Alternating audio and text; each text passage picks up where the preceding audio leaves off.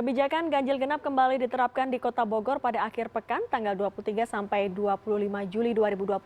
Bagaimana efektivitas kebijakan ganjil genap ini dalam menurunkan tingkat mobilitas dan menekan laju penularan COVID-19?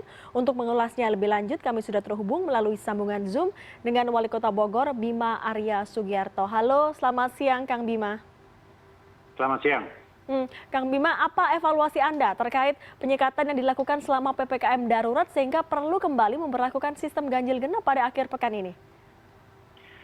Data menunjukkan bahwa beberapa hari terakhir ini memang agak sedikit melandai lonjakan kasus positifnya. Angka keterisian tempat tidur juga membaik. Tapi nggak bisa juga dikatakan bahwa COVID ini sudah terkendali. Jadi kami terus berikhtiar maksimal untuk menekan mobilitas warga. Berdasarkan pengalaman kami, 2 kali kami memberlakukan kebijakan ganjil genap, dua-duanya berhasil dengan sangat signifikan mengurangi lonjakan kasus positif waktu itu.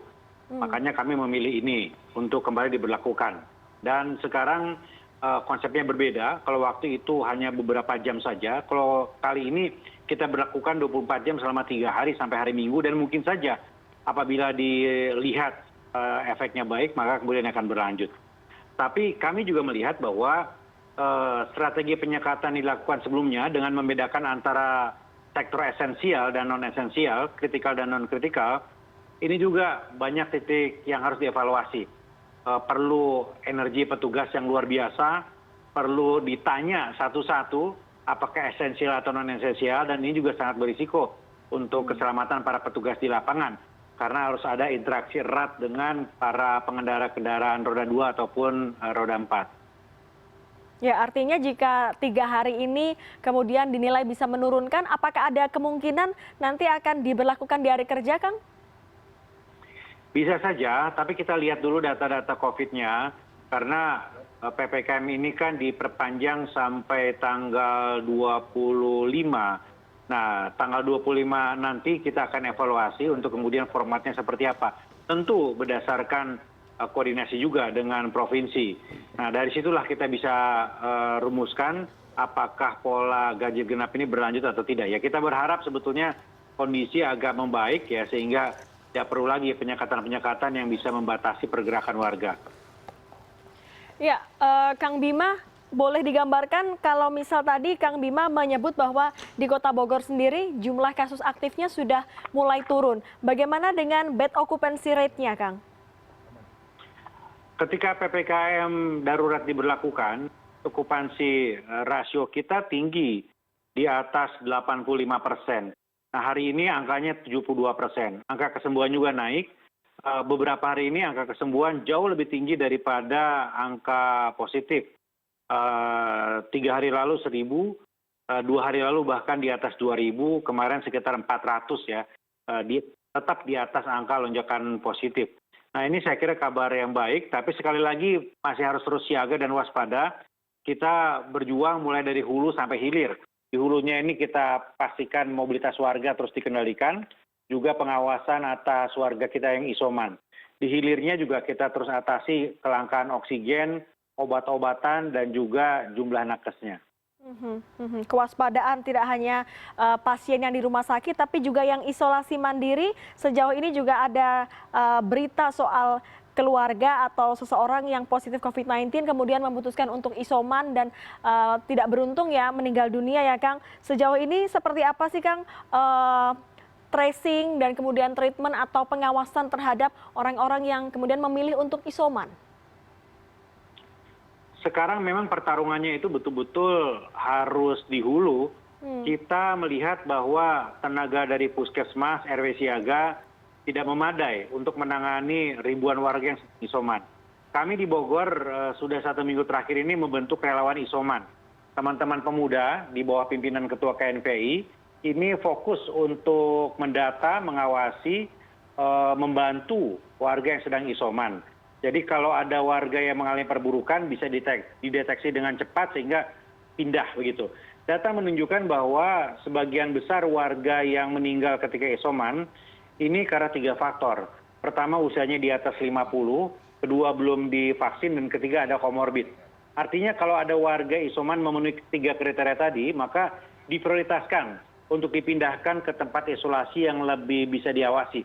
Kami di Bogor punya beberapa lokasi untuk warga isoman di tingkat kelurahan dan juga ada tempat isolasi yang bekerja sama dengan pihak lain seperti asrama mahasiswa IPB dan PPKP.